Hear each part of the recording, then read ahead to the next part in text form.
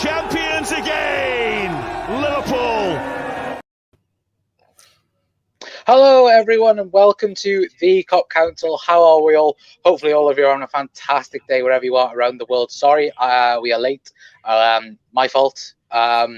Wasn't these two's fault today. Luckily, it was totally my fault anyway. But hello everyone. Hopefully all of you are on a fantastic day. And welcome to what is hopefully a match preview show for hopefully a game. We will talk a little bit more in depth in tonight's show anyway, of course, but this is the match preview show for the Aston Villa game. More importantly, the third round of the FA Cup. I know a lot of old school fans enjoy the FA Cup more than I think the new school type of fans anyway, but as you can see, we are joined by two very special guests. We've got Doug from the Dugout Football channel. How you doing, mate? I'm doing very well. Made up to do another preview with you guys because obviously we were on Jack's channel last night. So fingers crossed everything goes to plan, because everything did not go to plan last night. No, it didn't. It definitely didn't. But as you can see, we are joined by Jack as well. Jack Mac LFC. Jack, how you doing, mate? Not too bad, mate. Thank you very much for having me on yet again, mate. But that's it's the beauty of doing it live. I done a show this morning. Tilly popped in. Oh, you there's meow halfway through. If you wonder who Tilly is, so thank you very much for having me on. Yeah. we all live a bit of Tilly. Like it doesn't matter whose video it is. You can legit go by all of our videos, and there's definitely a cat. Again, definitely making some noise.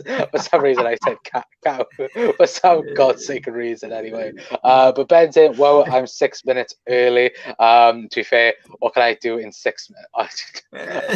Oh, I know what I could. Oh no, I don't want to know what he did. Yeah, that was me saying we are going to be live shortly. Tom with the ticking time bomb for me anyway. Data center, we got a buy, I guess. Spurs did.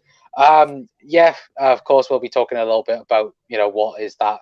Anyway, Data says hi to everyone anyway. Patel says, would you sign Tanganga? I think that's how you pronounce it. Is he the Manchester United one? No. No. Spurs, isn't it? Oh, is it Spurs? Is it Spurs? Yeah, it is Spurs. It is Spurs. It's Spurs left back / centre back / right back / left mid winger, whatever you want to call him. he plays almost anywhere, Tanganga, but no, definitely not. Yeah. Data says hi, Connor, Doug, and Jack as well. Chris says hi, lads. Hope you're well. Is the game going ahead? Of course, we will talk a little bit about that. To be fair, let's just dive right into it then. And of course, the whole of today, anyway, then the news has broken out anyway about there's been an outbreak of COVID-19 in the Aston Villa camp, of course. You guys remember last week as well, there was obviously the talk about Southampton, that game as well, being postponed due to them being in contact with, teams that have had COVID-19. The same with Newcastle as well. Of course, they played Manchester City, and we all know what's happened with Manchester City over the last couple of weeks anyway. But this was the tweet anyway from Paul Joyce, as you can hopefully see on your screen right now. Let me make it a bit bigger for you guys. There we go. So yeah, that was James Pearce's tweet saying the FA. And let me close that down. It's John Barnes all over again. There we go. For God's sake, Jack. Paul Joyce said the FA and Aston Villa are working closely together to try and ensure that the club's third round proper fixture with Liverpool can go ahead as planned at Villa Park tomorrow. Final confirmation will be made tomorrow, depending the results of an additional COVID-19 testing. Now, what is interesting as well, there has been many reports saying today anyway that that is practically what everyone is saying. Paul Joyce has tweeted it, as we've seen.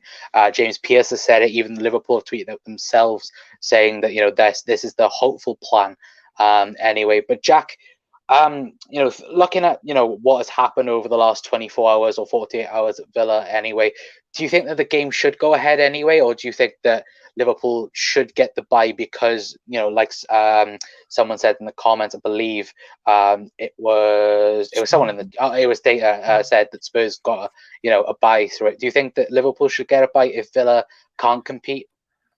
I think it will be the case, mate. I think they did apply for some hearing. So if you can't get 14 players dependent, they should be putting the under 18s or 17s out like we did when we had to play in like another continent 13 months ago anyway. So you've got enough players at the football club. It depends on how infected their training base is. If it is the case, everyone, for safe precautions, they should just abandon the game because the rescheduling of a game, it's just going to congest Liverpool and Aston Villa's fixture schedule. So at the end of the day, if they can't stump up enough players due to COVID, then Liverpool should, and rightly so, go into the next round without even playing a game, because it's putting everyone at risk in the Premier League as well, and that's not what the Premier League and the FA want. So I think we will come tomorrow morning, wake up to the news that the game has been abandoned.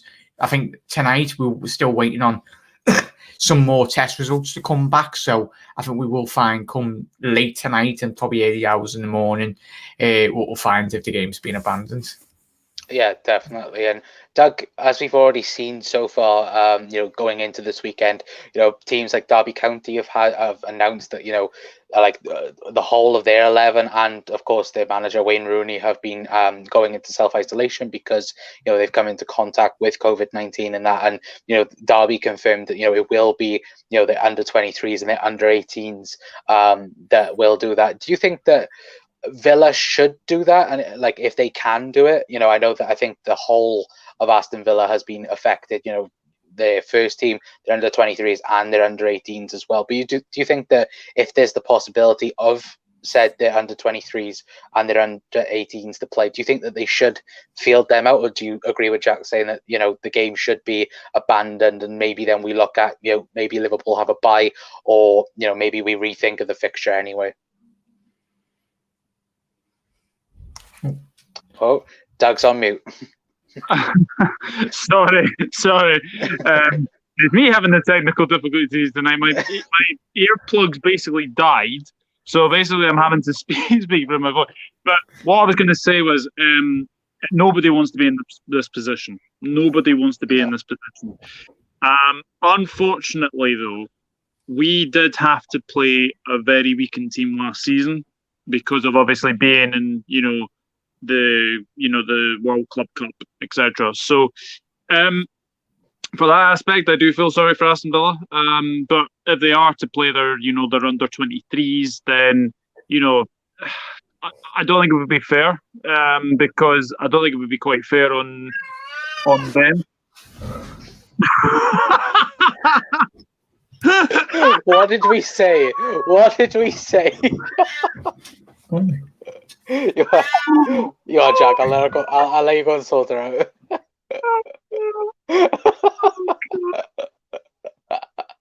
Oh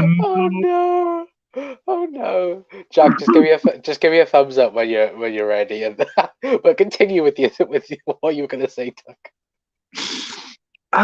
Dearie me, a big meow. Someone please clip that as well. That's going to be a hilarious clip for Twitter. Yeah, I mean, we've obviously seen Southampton's Shrewsbury being postponed today, so they're going to have to decide what they're going to do with obviously that game. I believe there's no time period between this and the fourth round as well. I believe the fourth round's been taking place, I think, in the middle of January anyway. So it's a difficult position that Aston Villa have been put in. I feel sorry for obviously our friends at Villa Together, Chris Ellis, and them, because they'll have been fancying their chances against us. There's no denying it, especially after the last game. So I think we're going to be in a position where the game's going to probably be called off, and we're going to probably get a bye, which I don't think is fair. But you've seen this season that Tottenham got a bye against Lorient.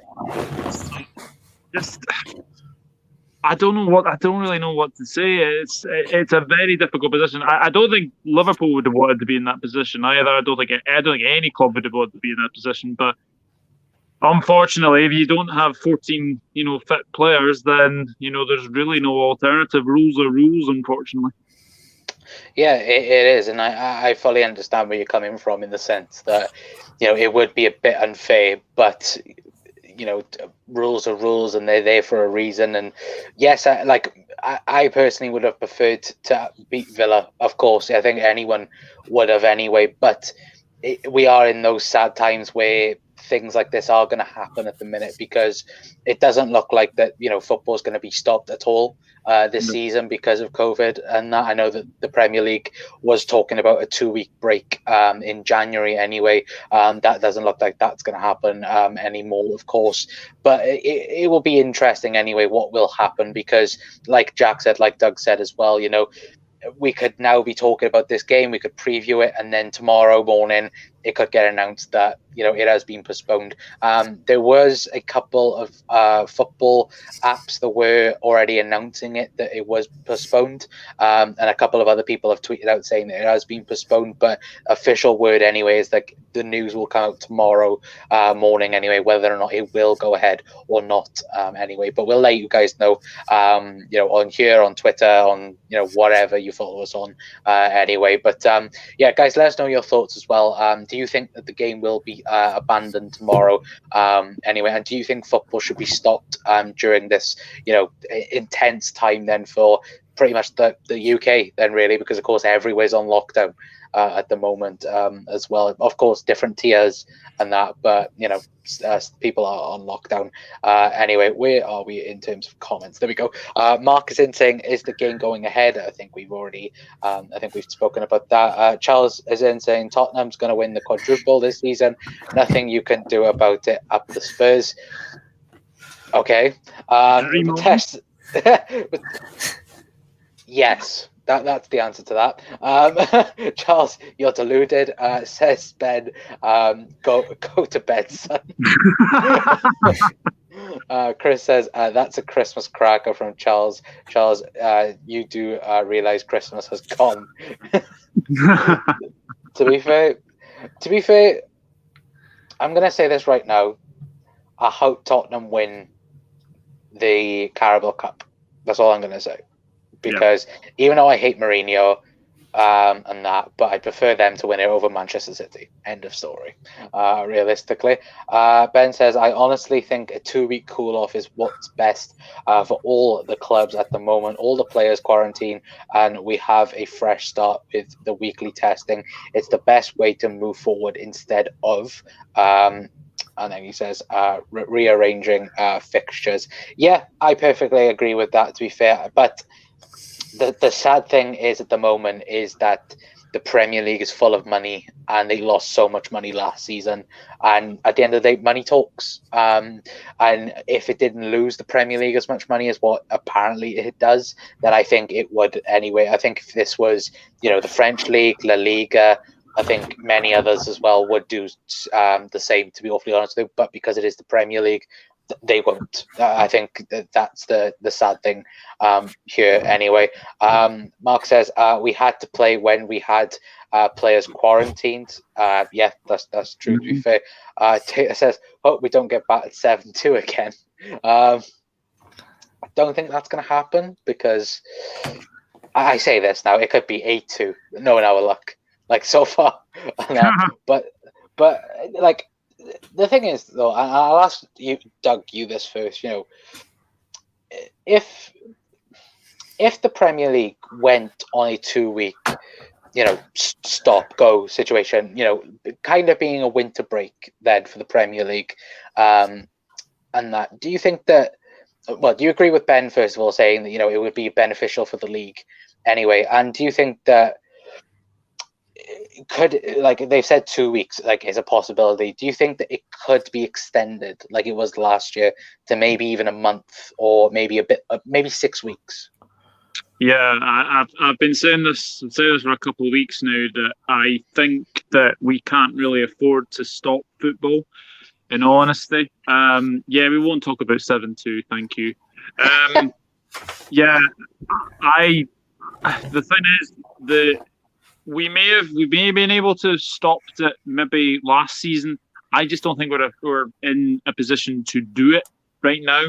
But if obviously cases continue rising, etc., then there's going to have to be a decision made. But the problem you have then is you've got the Euros coming up in June, July, and then potentially, the start of next season could be easily delayed again. So I think they're just going to have to get on with it. I think they're just going to have to try and get these games, rescheduled whenever they can. I believe there's a game week 17 coming up, I think it is, which has about 6 fixtures, and it's like teams that have got like games in hand over other teams. So, so that's going to be even more intriguing to see if those games go ahead, because I believe Aston Villa are playing Tottenham the game in that game week as well. So it's a difficult position wherever you put it, but I just think the way football is at the moment, with the testing,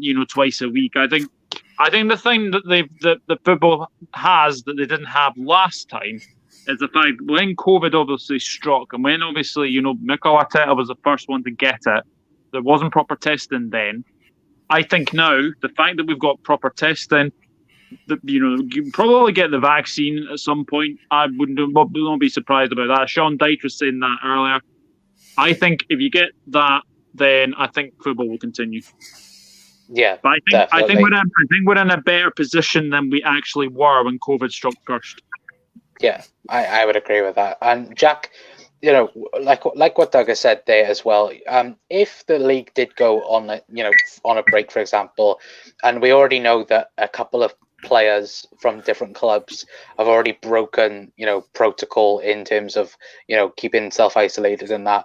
Do you think that, players should get maybe a game suspension and that for breaking COVID rules? Because of course we've seen the likes of, about 5 or 6 Man City players breaking them, Benjamin Mendy and Kyle Walker being, the main two anyway. Do you think that, players should get punished for not listening? Because, the rest of us have to listen in terms of, common people.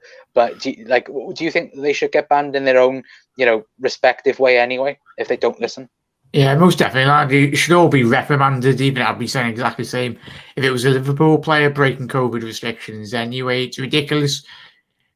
How hard is it? Difficult. They've got mansions, they've got PSs, they've got the family as well to look after as well. And they've probably there's a variety of people in the Liverpool team and players in the Premier League. I know Troy Deeney, he spoke about his son as well. He's got difficulties with his breathing and that, and he was speaking very angrily a couple of months ago when that players weren't taking the whole thing serious enough. And it'd be interesting. Obviously, Jordan Henderson done a lot of charity work behind closed doors for the NHS last year. So if the FA was run properly and give out retrospective action towards players that were breaking rules, then I'd fully agree. But it's the FA and the Premier League that did not run well at the top. And if that was the case, and as we see now at the minute, there's been an outbreak. And frankly, if they continue what they were doing a couple of months ago and being sensible and controlling it, but I think, as Doug said, and you've mentioned, mate, and everyone online, I think we will come to a point where it's impossible to continue, and we need this break, especially in the Premier League, because you're putting not just the players' health at risk, but you're playing the players' family members at risk as well. Yeah, I absolutely agree with that. I think to be fair, I think you're spot on there. Everyone's putting each other at risk, and I think that has been, I say the government's motto anyway of we're going to try and protect everyone, but if you're not in protecting, I know it's elite football and I know it's got so much money involved in it, but for me, I think everyone deserves to be protected because, like you said, Troy Deeney, last season he said that he was forced to go back to work, he was forced to go back to training, which was a scary thought for him. And it's not only him, it's many other players as well that probably are scared to go out on the pitch to go out and train and that. So, it is very, very interesting. But guys, let us know your thoughts in the comment section down below. Seamus Moore is in saying good evening, everyone. Hello, Seamus. Hopefully you're having a fantastic day, mate. Data goes, and then hi, Seamus as well. Barath John is in as well, saying greeting Connor, greetings Jack, greetings Doug, greetings to all of the Reds. Chris, poor Jack, I think that was with Tilly making sounds. Sue says, is it only it's only a matter of time where football might be stopped again? I think we just covered that, to be fair. Yeah, I'm surprised football is still going on, says Mark. Chris says, if these fixtures are gonna get rescheduled, do you think Euros be cancelled if we have a break in football like we did last season? UEFA will want Euros to happen for money. I think the Euros will happen. Like they'll suspend the league until November if it mattered, but the Euros I think will definitely happen sometime this summer anyway, in my personal opinion. Of course. Where are we by? Tom says, this is why we can't have nice things. He had one job. Poor Jack. Chris says, I can't see Villa playing under 23s, so I think it'll be abandoned. So Klopp is in. I love the Klopp's photo saying, evening, lads. Vitesh says, thoughts on David Alaba. Would you guys take him? Jack, would you take David Alaba? Yeah, as we've spoken over the last couple of nights, and we made he's a very good player. He's very versatile. We've seen in the Bundesliga how important he was for Bayern Munich, especially in that European Cup run last season. So it'd be an asset to any club that signs him. And given he's only 27, 28 years old, his best players are ahead of him, really. And I think, yes, he'll be on big wages, but at the end of the day, that's what most good players come with, a premium on wages. And he is available to sign a pre-contract with any club at the minute. So it will be intriguing to see where he does go in the summer. Yeah, it definitely will. And Doug, I know that Madrid are the favourites at the minute, according to Fabrizio Romano. Liverpool are the second favourites, I believe. So it's between Liverpool and Madrid. Could we get him? I know that I think his wages has been, talked around like 210,000 £210,000 per week. To be fair, that's the same what Thiago's on. So could it be done? I think his main move would be Madrid, but in all honesty, the fact that we're second favourites to get him, I mean, I've done a video, and you can go and check my channel. I've said 5 defenders Liverpool should sign in January. He was one of them. So hopefully, it'd be a fantastic signing as well. David Alaba brings a lot of European experience. Yes, I know he hasn't played the Premier League, but it'd be a fantastic signing, and he would link up a game with Thiago Alcantara. So, yeah. I would take him. Yeah, definitely. And I think, in my opinion, I think we need a player like David Alaba because he is so versatile in playing. He is practically the Austrian James Milner. That's forget about this. Could play left back, centre back, right back, midfield, you name it. He could probably play it like James Milner, to be fair. Anyway, but let's move away then from all the COVID stuff. Anyway, let's talk about the actual opponents then for tomorrow's game, and that is Aston Villa, of course.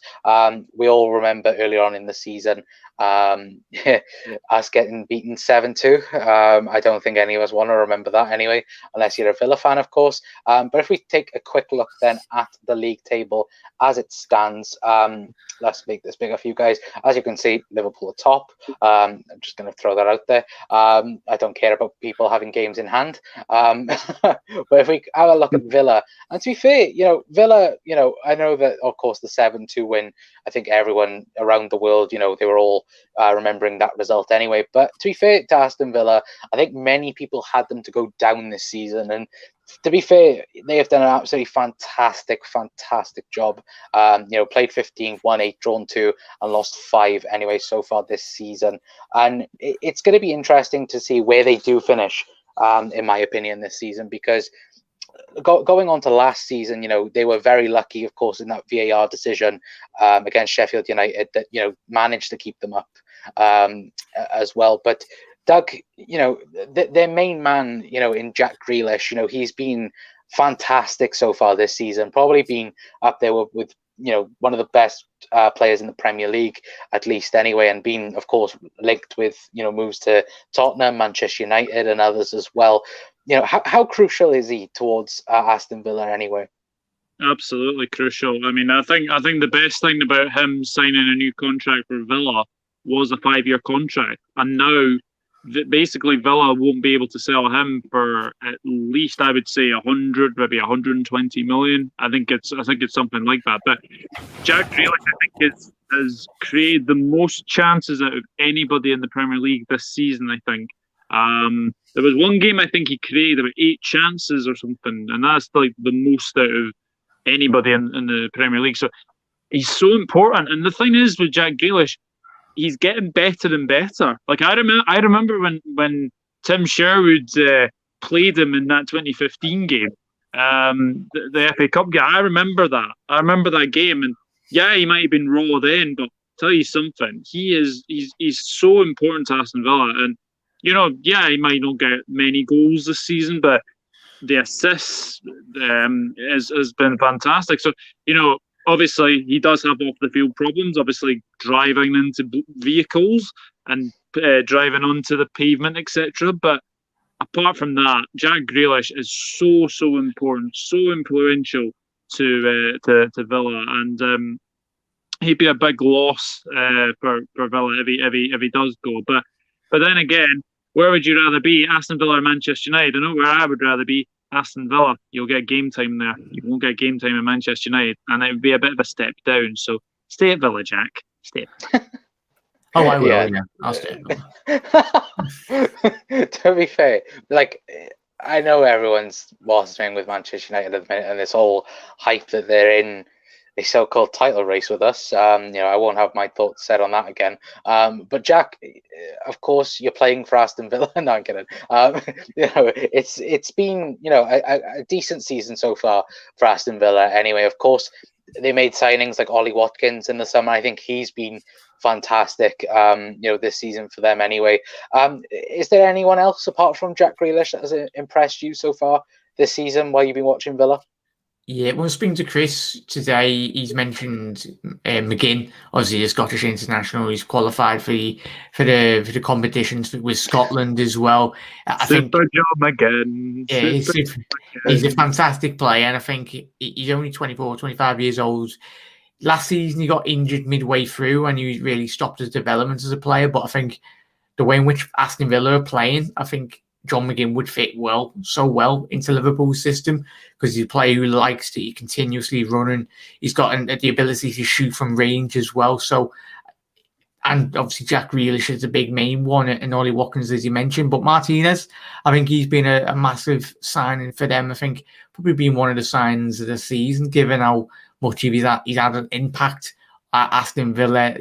Arsenal sold their best goalkeeper in Martinez. He'd been at the club for a very long time. So I think it's fantastic to see him go to Aston Villa, get in the first team. But for me, it's got to be Martinez. We've seen how much of an impact a goalkeeper can make on a squad, and how many points and possibly trophies it means at your football club. But you'd always have to have But yeah, I'd have to say Martinez, mate. I don't think he'll play against Liverpool. I'd be surprised if he does, if the game does go ahead. But I think it was Tom Heaton is looking like a potential to be in between the sticks, mate. But John McGinn and Martinez will be my players to watch as well. And obviously Ollie Watkins, as you mentioned there, mate, he guarantees you goals. And we seen last season for Brentford how important he was. And Watkins absolutely destroyed us in the Prem, didn't he? So sadly. Yeah, he did, to be fair. And I think, like you said, Martinez, Arsenal probably did sell their best goalkeeper.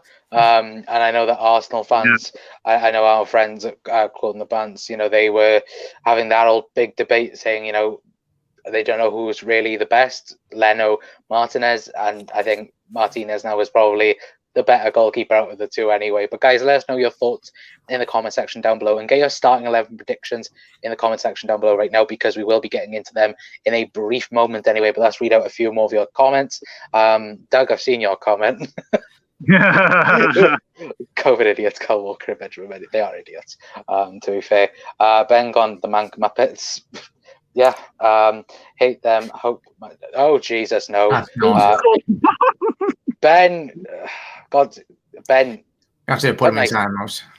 Yeah, Ben, stop putting mean things in the comments, please. Anyway, Uno Plays says, why the fuck would you say that? Something like that. But yeah, Ben, please be nice in the comments. It wasn't very nice. CMS Moore says, any players breaching COVID rules should be fined and banned for a few games. Yeah, I agree with that. And I think the lads said that. Anyway, Data says, I think the league will be paused again. It's only a matter of time before we have a seriously ill footballer. The Euros are unlikely to happen this year, to be realistic. Yeah, I think we covered that. To be fair, Uno Plays says the Euros will happen for sure. Yeah, I agree with you, to be awfully honest with you, Uno. Ace is in saying hopefully Taki Lad gets to play. We will talk about starting 11s in a brief moment anyway. John says, won't be shocked if the match is postponed, all because it's Liverpool. Everything is against us, like VAR and referees. Yeah, it has been, to be fair. Yeah, like can VAR call off a game? Probably. Like that's how messed up it is. To be fair,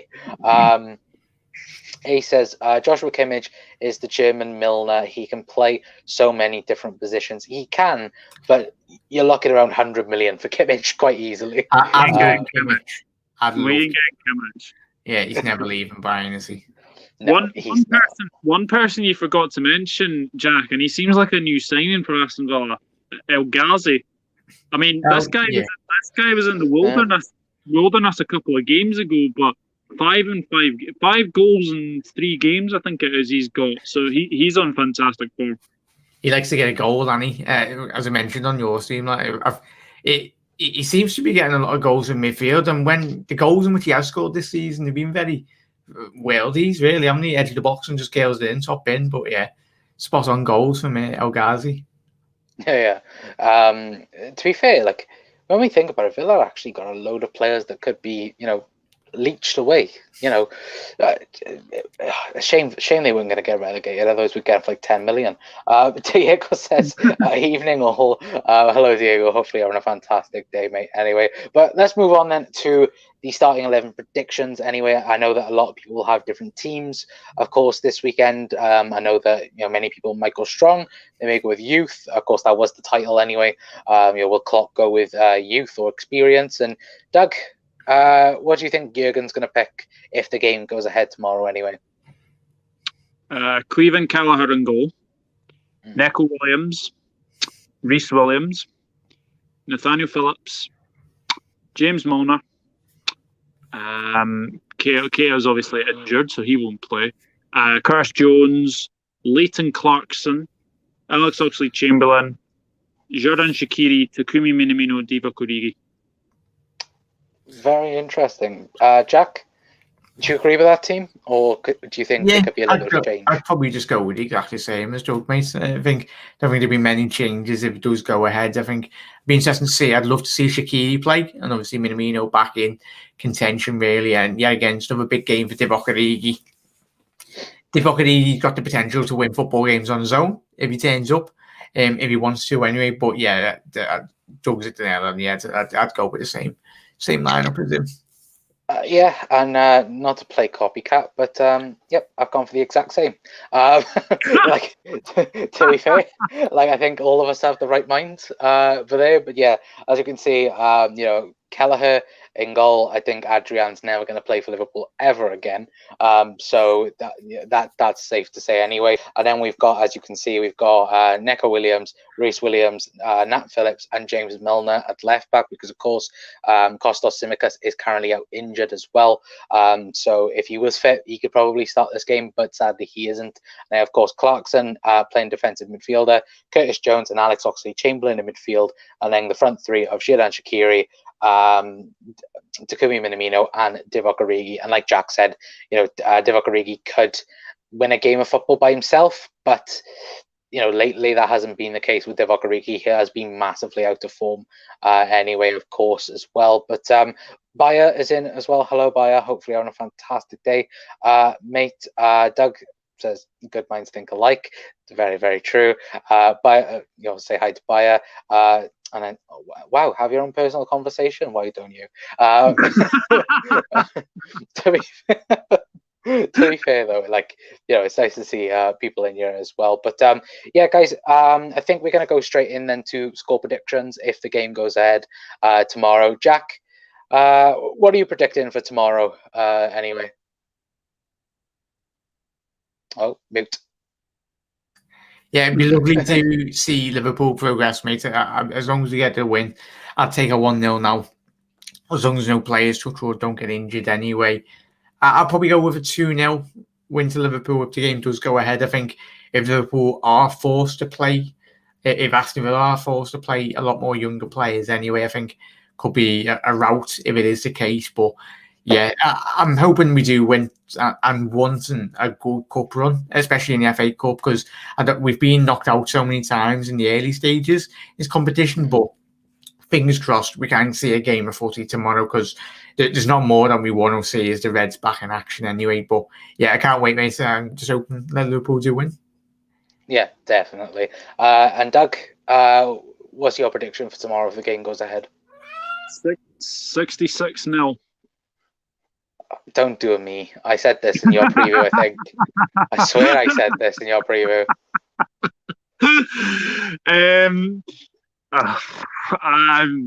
6-6? 6-6. I'm gonna go 1-1, and then we'll win in extra time or penalties. Ooh, very interesting. Does it go straight to penalties this round, or does it go extra time? There's no replays. Yeah, straight to penalties if it is something. Yeah. Yeah, I think so. So, all right, then that's very interesting. Then, so guys, let us know your thoughts in the comment section down below. I'm personally going to go. I don't know what to go for. I'm conflicted. I'm going to go for a 1-0 Liverpool win. Why not? Let's get Kelleher a clean sheet. Anyway, what do we have? Chloe's in saying hi lads, or hey lads. Hello Chloe, hopefully have a fantastic day. Bayer 25 nil Villa lose. I'll take that, Bayer, to be fair. Diego says just subscribed to LCFC Bayer. Yeah, please go and subscribe to Bayer. Very, very good Leicester YouTuber. To be fair, we don't really care about Leicester. No, I'm kidding. He's going to kill me for that. Chloe says 2-1 to the Reds. Abaya says Diego, cheers pal as well. Diego with the rum drinks, if that emoji. Whiskey, yeah, whiskey. Tom 3. Oh, Tom, go away. Get in the bin, Tom. Saying that last time we said that. Yeah, we lost to Southampton, so he Tom is our worst enemy at the moment. Anyway, Ben says 7-2 up the Reds. It's like Uno. We're gonna play the reverse card on Villa this time, so that's definitely going to be the case anyway. But yeah, I think we're going to leave it there because we have been going for 40 minutes tonight anyway. But thank you to everyone that has tuned in to the match preview show anyway. Fingers crossed the game actually goes ahead tomorrow. I think we will let you guys know. We'll do maybe a live show for a good 10-15 minutes and let you guys know whether or not the game's going ahead or not anyway. But Doug, thank you for coming on again, mate. Where can we find you on the socials? Just the Dugout Football channel on YouTube, on Twitter, Enrod_1992, Instagram at Douglas.Horn, and Facebook Douglas James Horn. But thank you very much for having me, Connor. And yeah, fingers crossed the game will go ahead. I do have an alternative plan to maybe go live on my channel tomorrow with a Liverpool review of 2020 if the game is off. So if you two are interested, hit me up on either Skype or a messenger. So yeah, you've just revealed everyone your plan. Jack, make a video quick. I'm kidding. I'm to Doug's DMs soon, so. Yeah, but yeah, everyone please go and subscribe to Doug. Anyway, all the links will be in the video description down below, of course. And Jack, thanks for coming on, mate. Where can we find you on the socials anyway? just Jack Mac LFC, mate, and everyone at home. Hopefully keeping safe and well, mate. It's a pleasure to come on yet again, as always, and it was lovely to speak to both of you. And hopefully the game does go ahead tomorrow, because you don't want it cancelled and called off, really. But obviously the safety is paramount of everyone involved at Villa, and hopefully, fingers crossed, everyone is safe in the Villa training camp anyway. So, but yeah, thank you for allowing me on tonight, mate. Absolute pleasure, man. And I will start to pay. I will literally have to start paying these two to come on, because these two are constantly on. But I love having these two on. They are, brilliant lads as always. But thank you to all of you guys anyway for tuning in. Of course, let me read out a few more comments, and then we'll be heading straight off. Anyway, Bayer says, "Whiskey, my guy knows." Lol. John's gone for 4-1 Liverpool. Chloe says these two. I think that's with Ben and Tom in the comments. Diego goes, my prediction, Aston Villa 1, Liverpool 2, but if Villa score first, then 1-1 with penalties. Chloe says Tom just upsets because Everton won't win. Very true, Chloe. Chloe knows. Mark says, I can't see it, but would love it to get played. Yeah, well, absolutely love. And then he also says, thanks, guys, as well. So, yeah, but thank you to everyone of you that has tuned in to the video. Please leave a like on the video. Lets me know that you do like the content on the channel, of course. And please go and subscribe to everyone, first. I'm not going to say that line, Doug. I can already see you smiling. But yeah, if you could, please leave a subscribe here as well if you are new to the Cop Council. But until next time, guys, that is going to be it from me. I've been Connor from the Cop Council.